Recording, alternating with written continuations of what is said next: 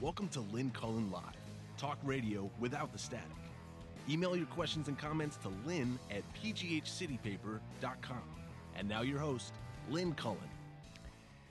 And a good morning to you. It's November 8th.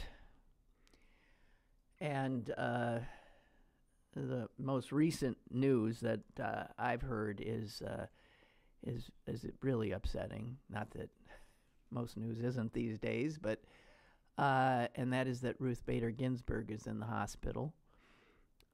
She fell in her office last night, and like the intrepid soul she is, went home, I believe, and then experienced a great deal of discomfort last night, and then I think it was this morning, if what I heard was correct, checked herself into the hospital, where it was determined that she had fractured 3 ribs. I mean, thank God that's all it is, but when you're 85 years old, I think, breaking bones, ribs is, everything becomes more troublesome. I just, if you believe in the power of prayer, please pray for her. I know she's in the minority on that court now, but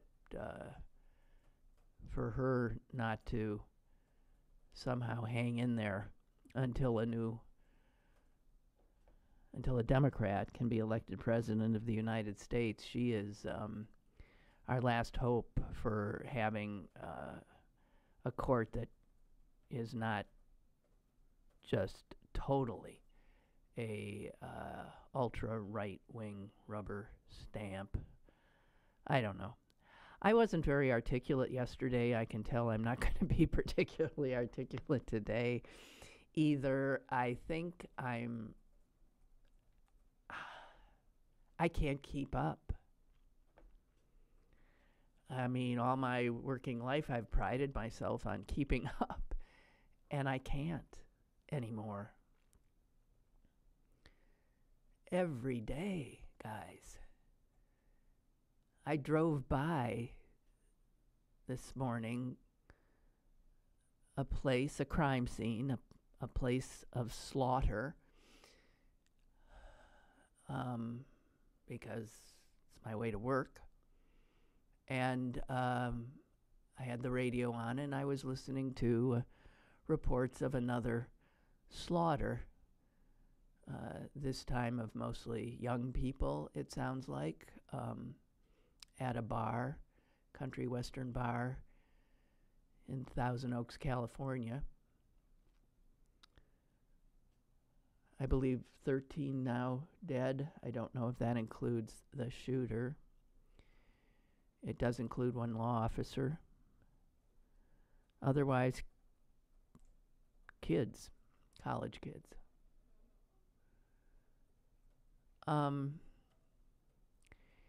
And this comes the day after, of course, the trying to take in the results of the election. Some of those elections still being counted. I believe also on the way here, I heard that there was an additional pickup in Georgia of a Democrat taking what was a Republican seat.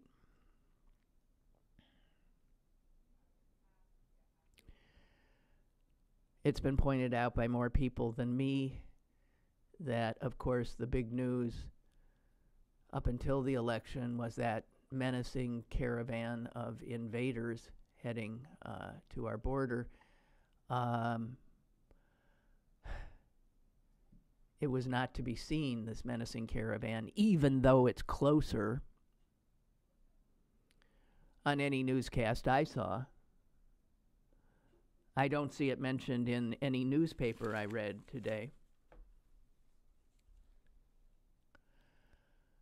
And in fact, I did see something that the military has rebranded. They always have names for their missions. It has rebranded this mission so that it's now just nothing in particular, just a support operation for the border police.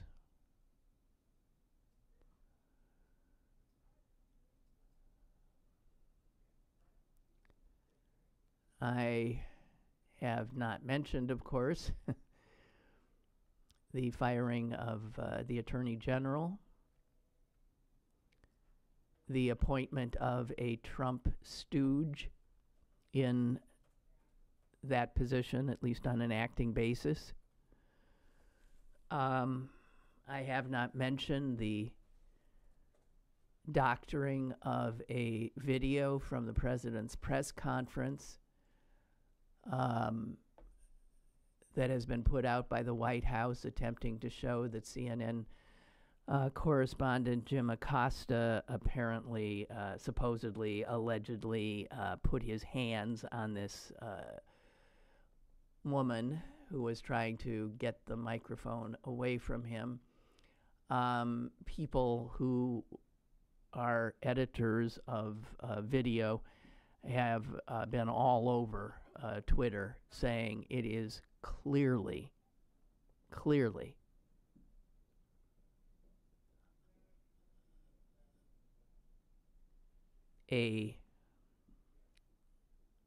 why can't I even think? I'm sorry. I really am. I don't know, guys. I might be heading for another one of my little vacations. I can't. My head, I'm sure your heads feel somewhat the same. Doctored is the word I was looking for. Video clearly doctored.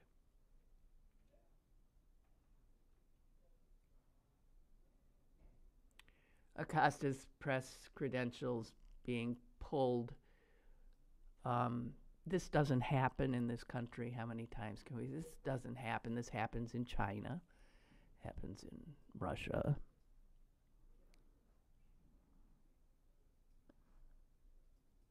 I understand that there is a demonstration planned tonight at 6 o'clock in front of the city-county building. If you want to express your rage at these latest developments in an obvious effort to curtail Robert Mueller's investigation of the president. I'm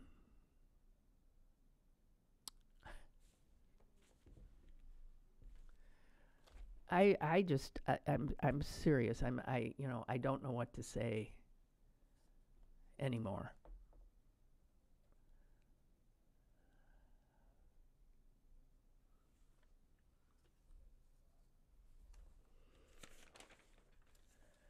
I feel like anything I'm saying here is simply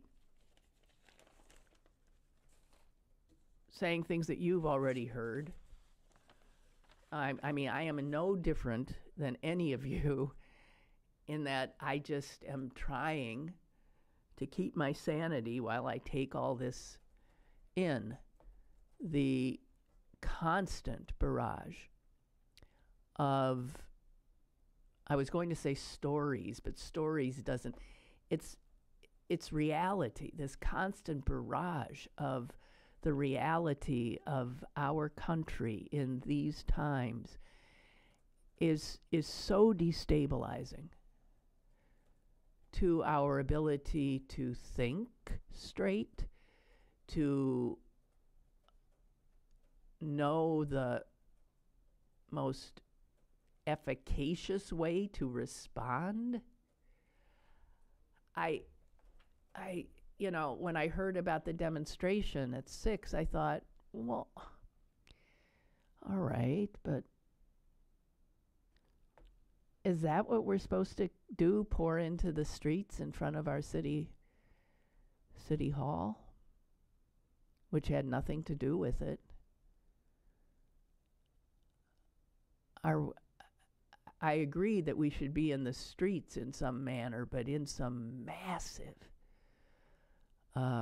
we can't, we'll exhaust ourselves if we keep flooding into the streets for every outrageous authoritarian action being taken by this White House.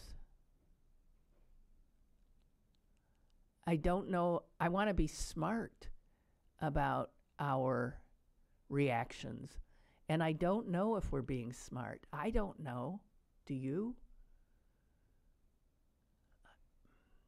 I am increasingly every day more frightened by the direction that our country is, our government and so many people in our country who support this government are willing to take. I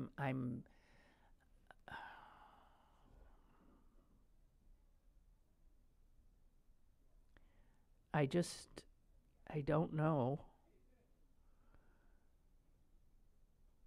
I guess this is how, I'm not kidding, this is how Germans must have felt. What do we do? What's the smart thing to do? Don't think there weren't people feeling just like us then who were trying desperately to save their democracy. And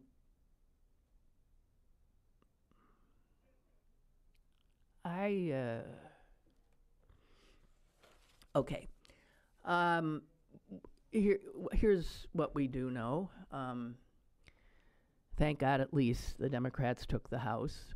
We do have now a official governmental standing as a potential block to some of what this administration wants to do.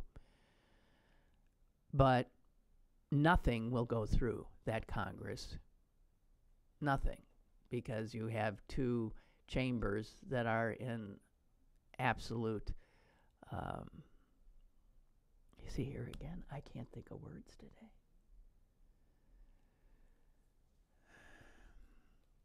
Any bill the House passes, the Senate will not. Any bill the Senate passes, the House will not.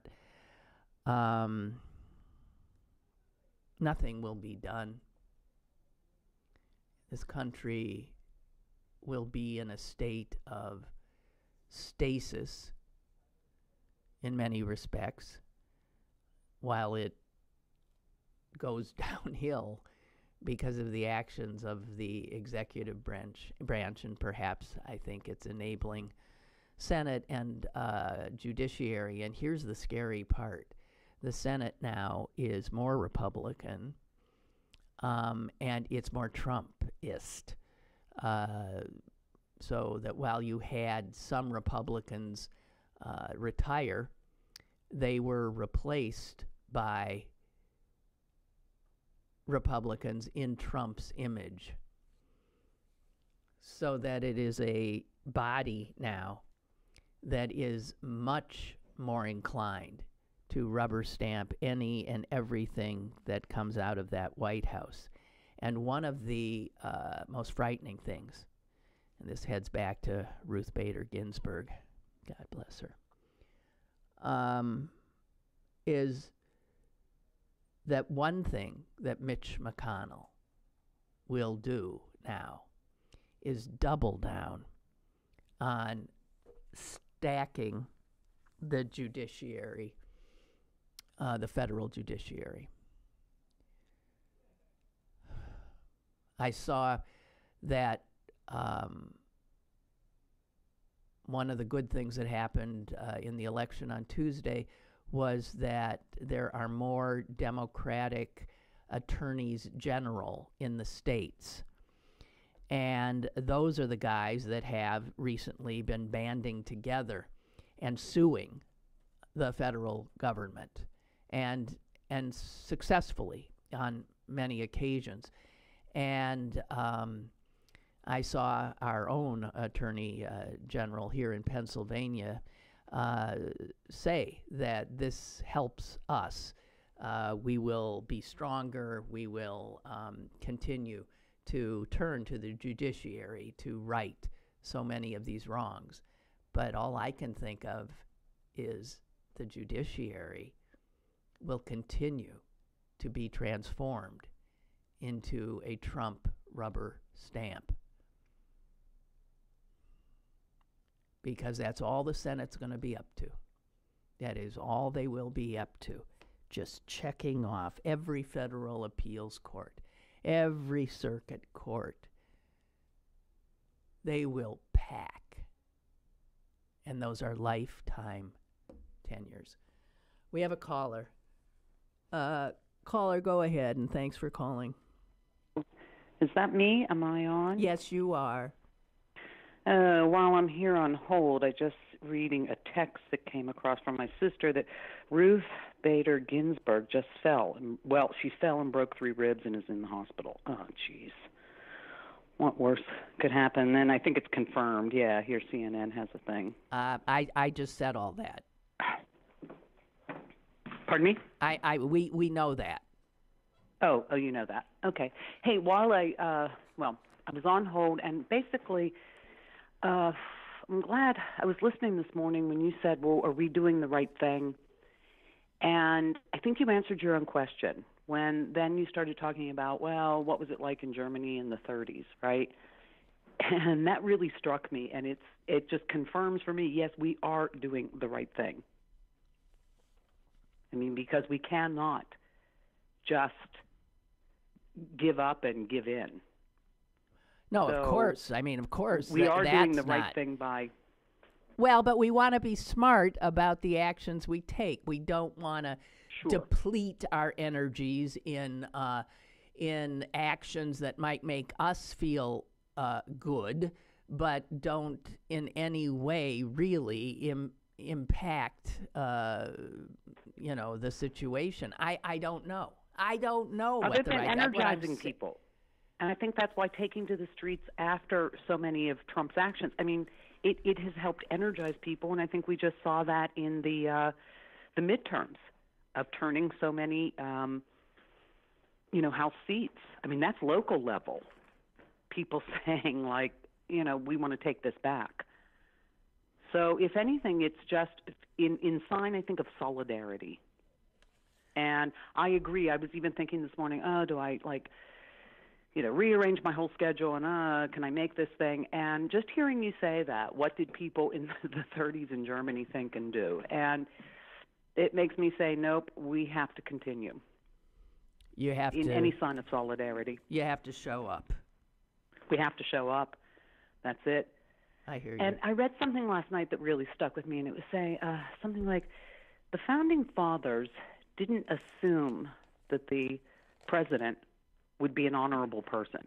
What they assumed was that the Congress would be adversarial with the executive to keep it in line.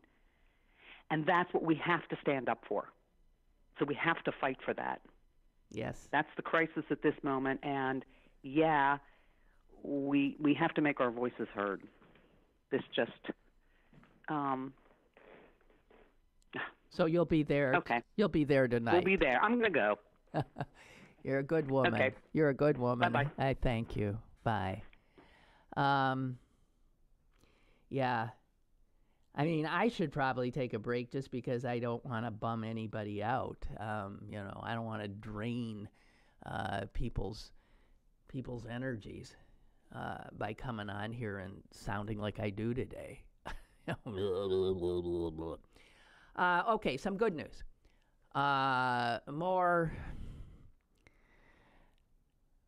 More gay, bisexual, and transgender people were elected Tuesday night.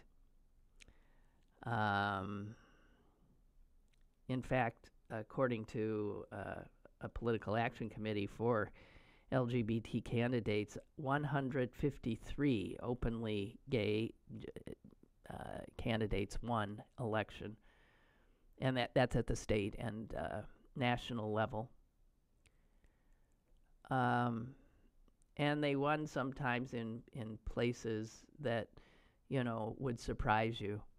I mean, you probably heard that we have our first openly gay governor, and that is Jared Polis, who will be the governor of Colorado.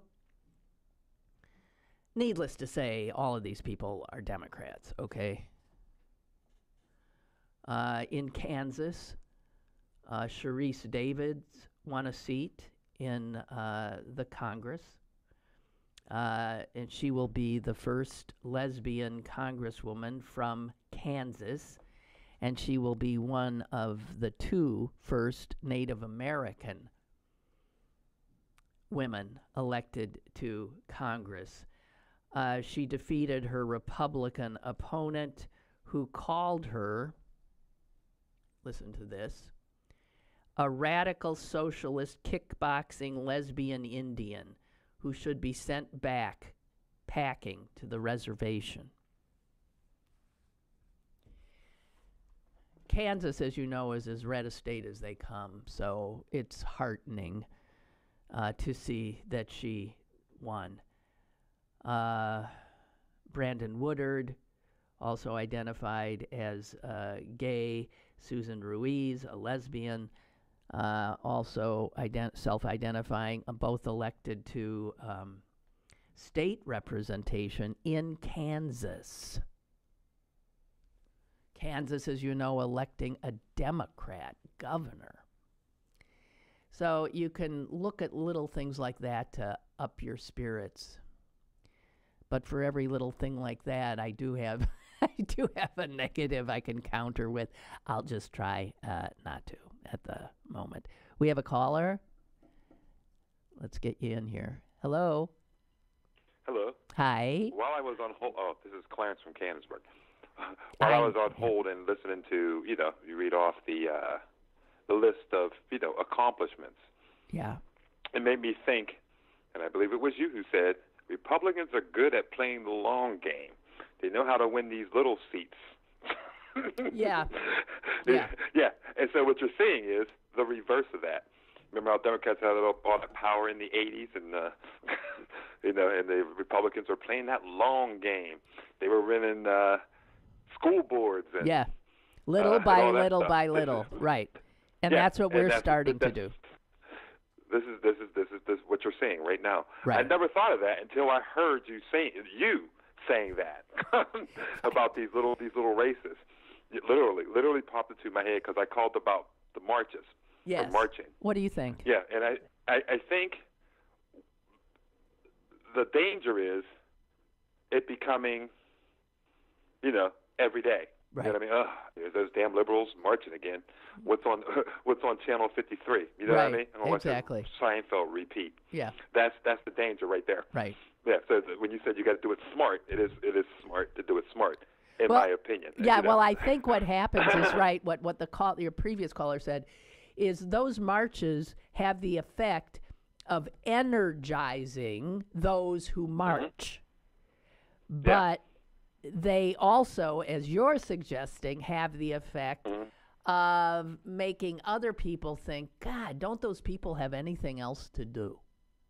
Just sort of discounting it. It energized, for this election, it did energize people and all that stuff and start like a grassroots thing. But you can't continue doing that over and over and over again because even the energizers are going to be worn out. That's right. If you do it too much, like you said, you have to do it. Don't stop marching. Just make it. Do the smart march. Yeah. So, right. Be more strategic. I just don't know. I mean, but I'm not. As I say that, I'm not saying, and I know I'm right about that. I don't know anymore. I don't know. I agree with you. I'm saying it, and I'm saying it, but I'm not definitely sure I'm right about it. No. I don't know either. This is the way I see it at the moment. Right. Exactly. Yeah. But we have to. Yeah. And all that means, Clarence, is we are thinking people, and we're not. Anyone who's certain about things. Those are the people who aren't thinking. I got it. And I found out that's when I argue with people, I guess it's some type of projection. I'm basically giving my opinion, and they think I don't know. Yeah. Absolutely certain. I was just talking to Tom about this. Like the old style debates. You know what I mean? Yes. I argue to learn. I have to learn my side, and I have to learn your side. So yeah. But I guess I can end that sentence there because I have nothing to add to it. Yeah, I hear you. But and Milton just texted something, and I've seen other people say this, and it's true. I don't know if you've ever asked yourself the question, what would I have done if I was alive and able to do something during the civil rights era in the 50s and 60s? What would I have done? Or what would I have done if I were in Germany in the 30s? Would I be one of the good people, or would I be one of those who kept silent and just let things happen? And Milton says, if you've ever wondered about what you would have done, now you know, because whatever it is you're doing now is what you would have done, right? You're doing it now. What's interesting about that, the fact that he's civil rights and I'm a black guy and you're a Jewish woman, and he brings up those two samples. Marching, because when we talk about marching, and this just sparked, Martin Luther King was a genius on strategic marching. Where he marched, when he marched, and why he marched were well planned and thought out. They weren't spontaneous, Yeah. These spontaneous marches. He knew how, or anticipated effects that his marches would have. Right. So that's. Now, I think if you're marching and you, the only thing that'll get anyone's attention is something massive. So people pouring out of their offices, out of their homes, out of their churches, on a given day, all over the country, out of their workplaces, something like that, where literally millions upon millions of Americans take to the streets as one, with one statement like "this cannot stand." That would get some attention. Yeah? Yeah. That would get some attention. But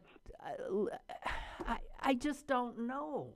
I don't know. And the thing is, our attention span is so ephemeral now that even that will quickly be replaced by the newest shiny object tossed at the media by Trump. I mean, they're coming now, not just daily, they're coming 2-3 times a day. I mean, the synagogue is so in the distant past now, right? The caravan in the distant past. The media is now all over this latest horrific bloodbath. And that'll go for a day or two, but most of us are tuned out because how much of this can you take? Yeah, and how much of it can you focus on? You can't. There's too much stuff to focus on. So I was thinking that, because I heard the beginning of your show, just pick 2 a day. 2. For each individual, you don't have to, just you pick 2. Yeah. I'll pick 2. Everybody picks 2. Focus on that. Make your arguments. Because you can't constantly, or pick 2 a week, whatever you're doing, or whatever you think is most important. Because, like I said, it's just yesterday, from the press conference to the mic take to the, and I was like, holy cow. Yeah. And I'm really good at multitasking. Yeah. And I was thrown for a loop. Right. But I did come up with a good line. What's that? After Mueller got fired. All right. It seems like not after Sessions got fired. Sessions, that's what I mean. Yeah, okay. After Sessions got fired, I said it was something like, it seems that the only thing that Trump doesn't fire is neurons.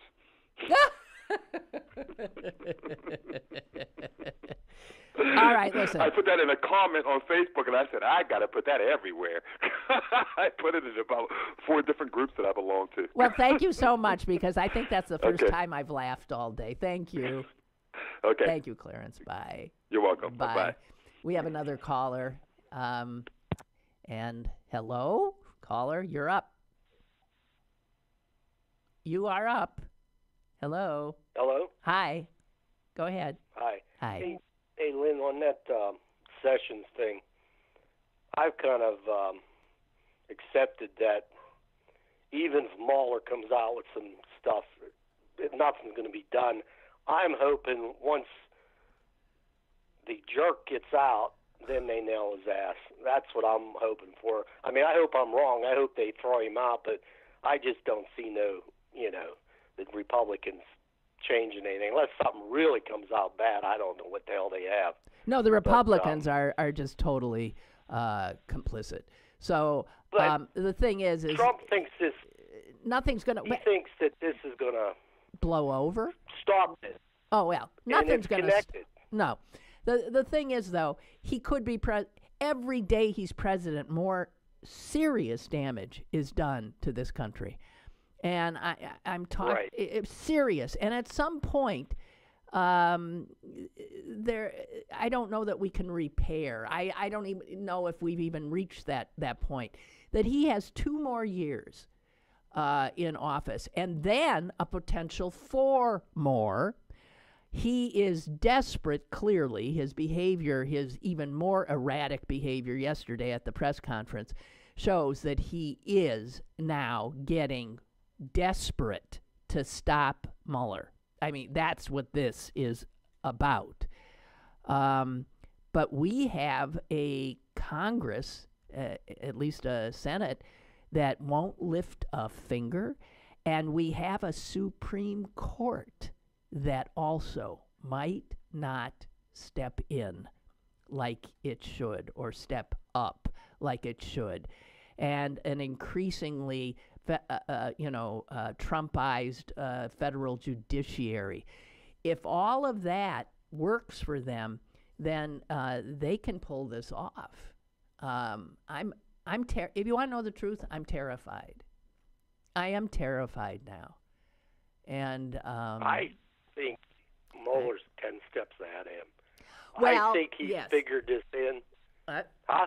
Yes, no, I'm interrupting you because I so hope you're right. And a lot of people have said he is so smart and so aware that he probably already has a whole bunch of sealed indictments waiting to go, and he's figured out that something like what is happening could happen, and that he's more than 1 step ahead of the White House on this. Let us hope. And let us hope, by the way, that he has enough stuff that he has managed to gather that will take these people down. We're assuming he's got smoking guns or something. He might not. Right? Well, there's a lot of people who are guilty of something. Oh, heck yeah. I mean, you'll have more people going to jail. They'll be able to have Republican caucuses in most federal penitentiaries in another year or 2. I'm serious. Thank you very much for your call. Okay, thank you. So appreciate it. Thank you. Laura tells us that CNN has posted a story that the White House press corps should all walk out. I've been saying that for over a year, that they should not continue to take part in this charade, should not continue to let themselves be abused as they are. I don't think, that White House press corps is made up of all different kinds, representing all different kinds of media. So I don't see any kind of... You're seeing more. The fact that yesterday, forgetting his name, the NBC White House reporter stood up and said to the president that, what you're saying about Jim Acosta is, not essentially saying not true. He's a fine man. He's a hard worker. And then Trump, jumps on him. And I don't like you either. And sit down. And you can't believe what you're seeing. So Laura says if they would just stop giving him press and stop repeatedly airing his bullying and his crap, we might have a chance to get our nation back in some reasonable form. He's like a small child looking for attention all the time. This is true, but he's the president, and that's what the media will say. You can't ignore the president. You cannot ignore the most powerful man in this country and perhaps even the world. You can't not cover him and all of his bleatings and blatherings. But the media could, Laura. Stop jumping when he says jump. Stop, for instance, covering the latest shiny object, keeping their eyes on the prize. That they could do better.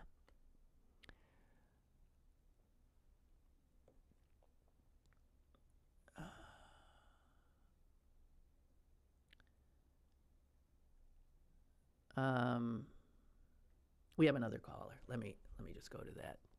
Caller, hello. Hello. Lynn, is this me? Yes, it is. I'm sorry. Well, I'm sorry that we don't have a better system, so Yes. Hi. Okay. Thank you. Good morning. Good morning. I hope you will forgive my language here. That will sound somewhat like a pissed off adolescent. But to your point about the press corps, he is such a weak man. He is such a pussy. Wouldn't you love one of those people to just stand up and say to him at some point, who the fuck do you think you are, king? Is that what you want us all to do, is bow down and kiss your ass every minute? It would backfire. It would backfire. I can't believe it. See, but it would backfire. There are a lot of people who say that's what he wants. He's goading the media to take him on because, again, he wins. He wins by taking on this enemy of the people, these elitists that his whole base hates. You know what I mean? Here's what he's done. There's nothing you can do because no matter, he controls the game. This is what's, I hear what you say. I know what you say, and I want to see someone say it too. But God damn, it won't work. I mean, it's not gonna. Yeah, he'll you're revel probably in it. Right about that. So maybe your point about them, them walking out or boycotting or some other strategy. I don't know. So again, I apologize for my language. Thanks for just letting me vent for a couple minutes. Are you kidding? Don't ever apologize to me, of all people, for your language. Okay? Thank you. Okay. Thank you. All right. Take Bye. care. Goodbye. Bye-bye. Although you did use a word I do not use. Okay, I see Mark has sent me something, and he says at the end, Mark, forgive me for not doing the whole thing. He says, I saw Sully Sullenberg, the pilot, talk about our current state. I couldn't have been more impressed. I didn't see him. I read a piece that he'd written, and I've been wanting to share parts of it with you. If you think of what a leader is, how a true, strong leader presents him or herself, it sure as hell is not what we have with this president. God knows. It is somebody like a Sully Sullenberger, who is just an airline pilot doing his job, and then he did this amazing thing and saved all those lives by, his impeccable landing of that jet on the Hudson River. He is not a political man. He's just an American. And he has, like so many Americans, been watching this president and this government. I'm including the Republicans in that. It's not just Trump. And he has become appalled. It's nice to have a good heroic guy like Sully Sullenberger on your side. Here's some of what he said. This is not the America I know and love.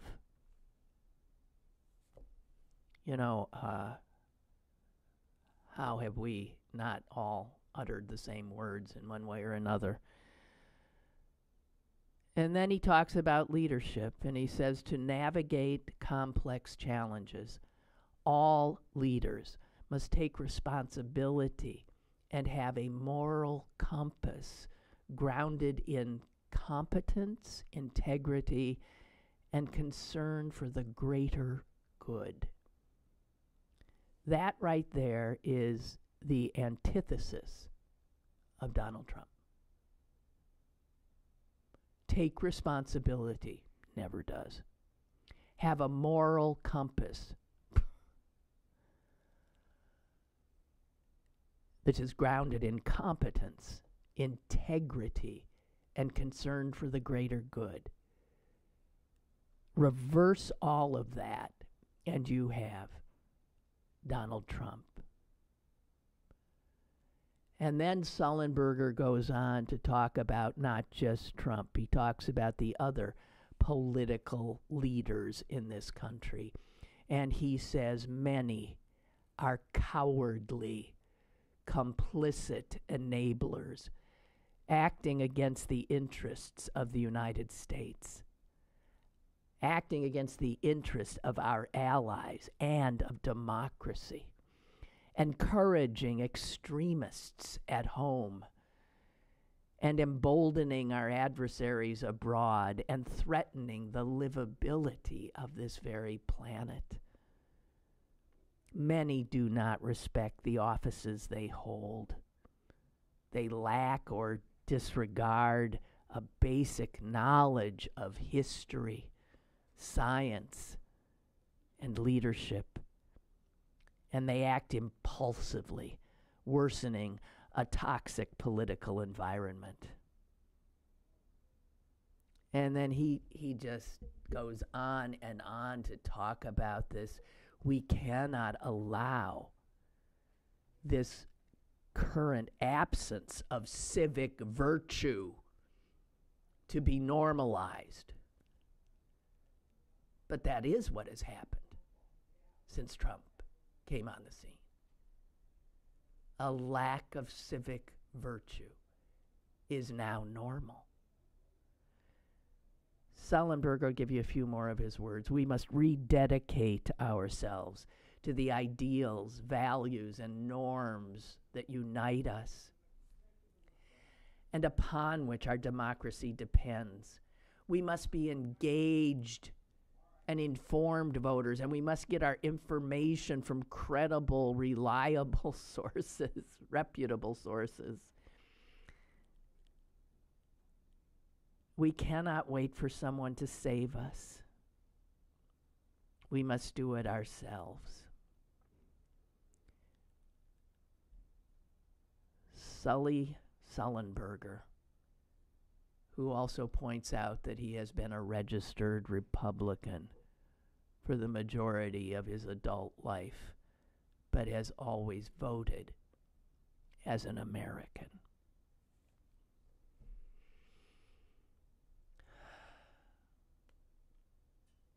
Yeah.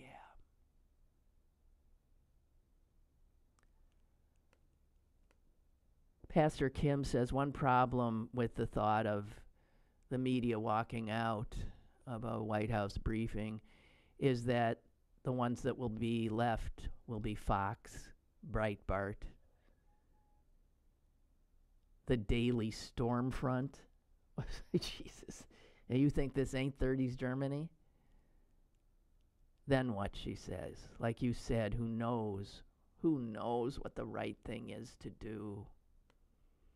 Tony says, I've been thinking all morning that the press needs to walk out. What is the point of that obnoxious display I saw yesterday?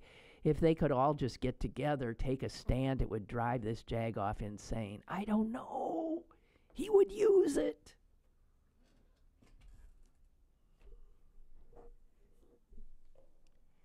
It also might change his behavior. Tony, dream on. Of course, Fox and Friends wouldn't join, but so what? Something has to change. Poor Trump was in such a bad mood yesterday. You know. Barbara wants to tell us what's going on while we're watching the horror show. The EPA has stopped updating its websites with climate change information. If you go there trying to find something, well, why would you go to a Republican EPA for anything like that? If you do go, though, naive, what you see are blank pages and error messages.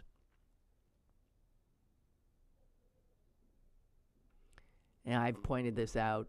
Pruitt's gone. He was replaced by one of the biggest coal lobbyists in Washington, who was known for suing the EPA, and now he's running it.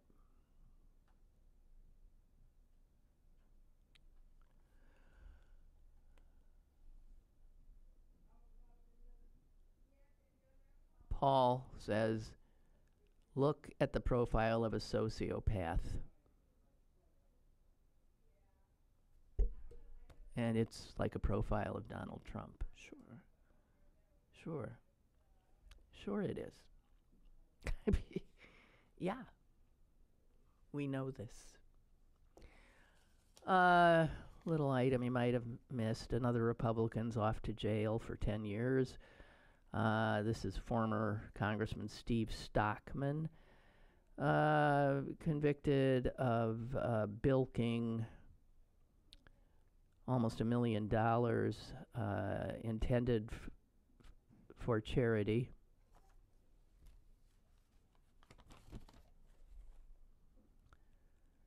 He was ordered to pay $1 million in restitution. Convicted of 23 of 24 counts: mail, wire fraud, conspiracy, money laundering. 2 of his aides have yet to be sentenced. By the way, I think both the Republican congressmen that were under the California guy, well, I'm blanking on their names, one in New York, one in California, they were both reelected, right? There's nothing Republicans love better, Republican voters, than convicts, I guess. Whether they're electing them knowing they're convicts, or they're just drawn to them and they turn out to be convicts. Just a few little items. Remember the guy who was running in, I don't know, one of those, Arizona. He was a despicable jerk. Tea Party. He's the one whose siblings hated him so much that they did an ad trying to tell the voters what a despicable creep he was, and he won re-election.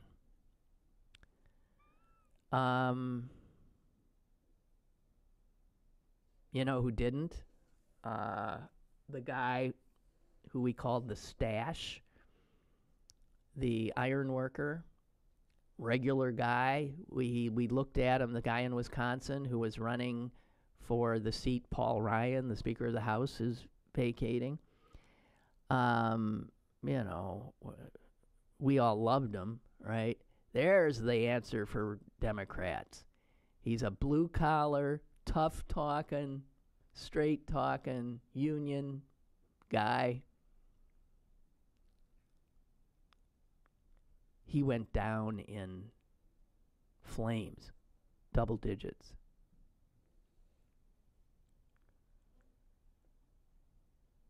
I completely forgot Mitt Romney was running. Did that get any media? He's going to be in the Senate. Am I right about that, or did I dream that? From Utah. Well, he'll be anti-Trump. A lot of good it'll do him. But isn't that amazing how Mitt Romney now, you look at him and you think, oh, there's a good man.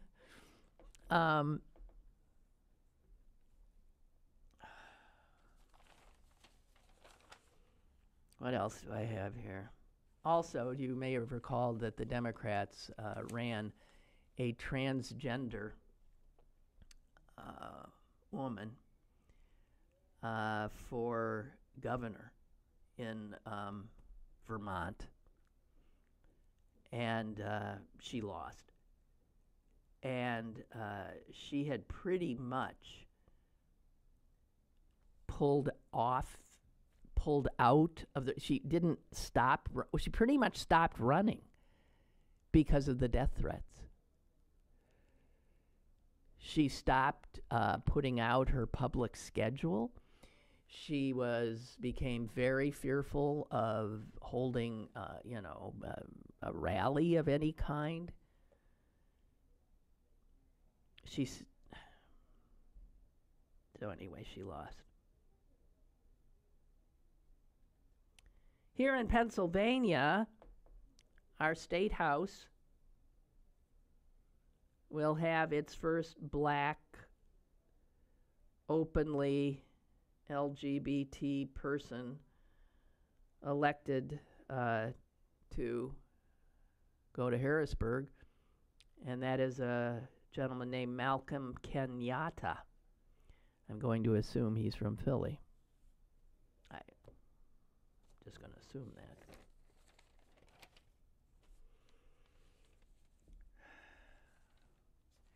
If you missed Trump's display yesterday, it really was beyond belief. I mean, even for him, it was beyond belief.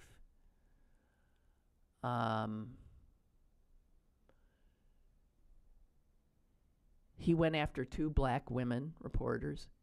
April Ryan tried to get up and ask a question, and he just screamed at her, "Sit down!" And then he kept screaming, "I didn't call on you, I didn't call on you. Sit down, sit down." And then a black woman who was there representing public PBS tried to ask the question about, I think, whether the president had been enabling racists. And it was about white nationalism, right? And the president, jumped all over her saying, "You are insulting me. That's a racist question."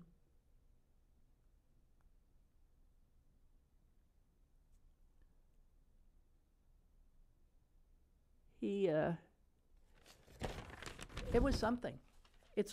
Now you know what it's like to live in a country where the head of state is a crazy, authoritarian, frightening human being. Here we are.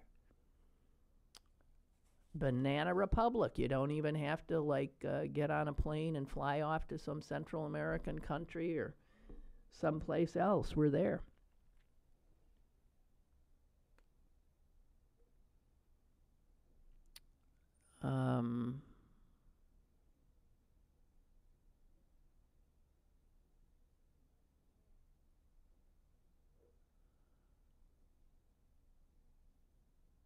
Okay, this is obviously somebody writing who was in Germany, right?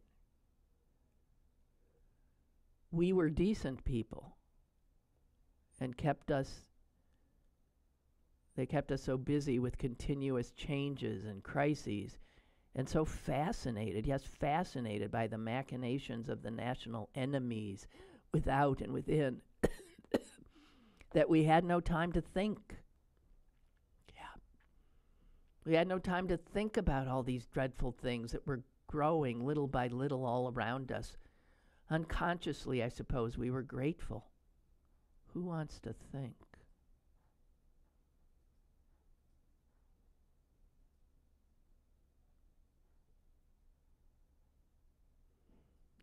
And here's somebody saying that the longer an online debate gets, the more likely it is that someone will make an analogy to Hitler. One corollary to this, what's called Godwin's Law, is that the person who makes the comparison loses the argument.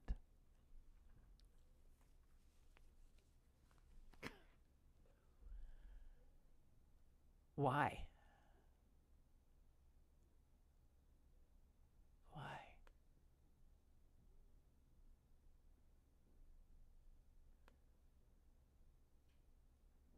Mitt Romney tweeted this yesterday. I want to thank Jeff Sessions for his service to our country. Under Acting Attorney General Matthew Whitaker, it is imperative that the important work of the Justice Department continues and that the Mueller investigation proceeds to its conclusion unimpeded. All right, so that's Mitt Romney. And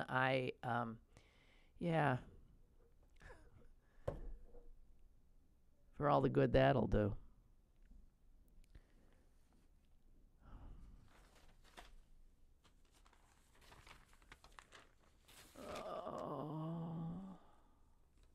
All right. If you see some of what this Whitaker has said and done, it is absolutely, I mean, it's as if he put Kellyanne Conway or Huckabee Sanders in to run. It's no different. He's echoed all the words the president has used. He used the words witch hunt.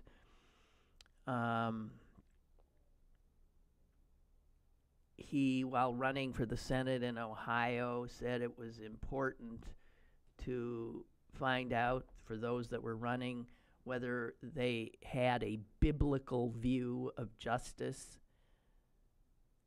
He is totally fixated on Hillary Clinton's email server.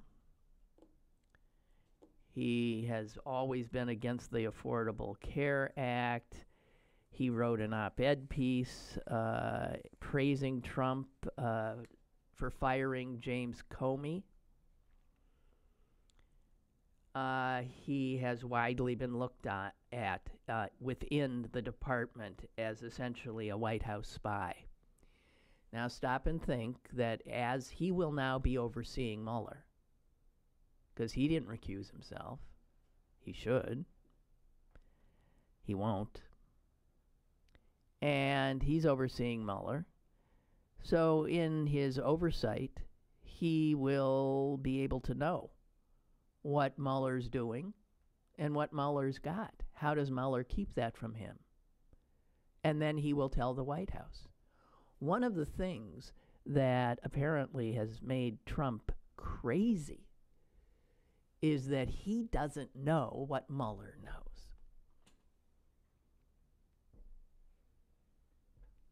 Well, with Whitaker as the acting AG, I think that's going to change. He will know. I mean, it is so obvious that this guy should not serve that he should recuse himself, at least as Sessions did. He happens to be a friend of one of the Mueller's witnesses, Sam Clovis. He managed Clovis's campaign, right? He was the chair of Clovis's unsuccessful campaign to be Iowa State Treasurer.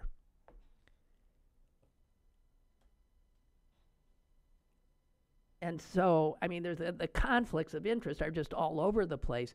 If he doesn't recuse himself, and I'm sure he must have promised Trump that he wouldn't, right? He will be able to feed the White House any information he wants.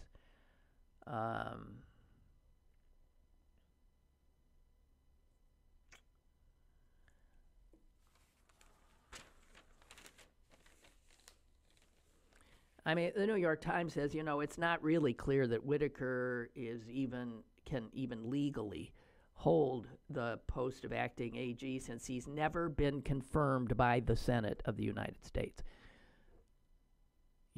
Rosenstein, he was confirmed because he was, had a federal judicial role. This guy, Whitaker, has no such experience, has never held a position requiring Senate confirmation.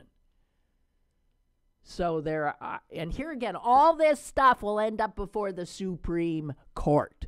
The Kavanaugh, Alito, Thomas, Gorsuch, Roberts, Court.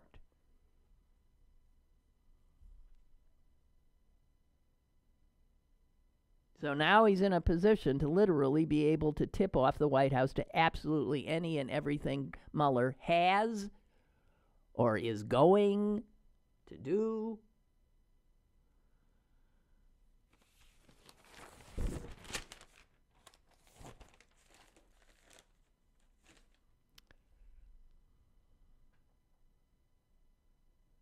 One thing that is a certainty now in our country, in our lives, is that it will get worse. It will get worse. Wait, I just want to get this in because somebody said, a tweet I just saw will make everyone feel better. If you feel sad today, just imagine Mike Pence swearing 2 women into Congress with the Koran. Doesn't do anything for me. But he will have to. Mike Pence's discomfort, distaste ain't good enough. Anyway, somebody might have smiled. Thank you.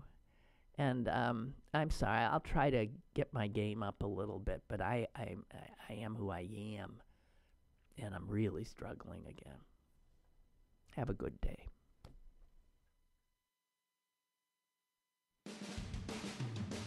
Lynn Cullen Live, Monday through Friday from 10 a.m. to 11 a.m. and archived at pghcitypaper.com. The opinions expressed on Lynn Cullen Live are those of the host and do not necessarily reflect the viewpoints of Pittsburgh City Paper or its advertisers.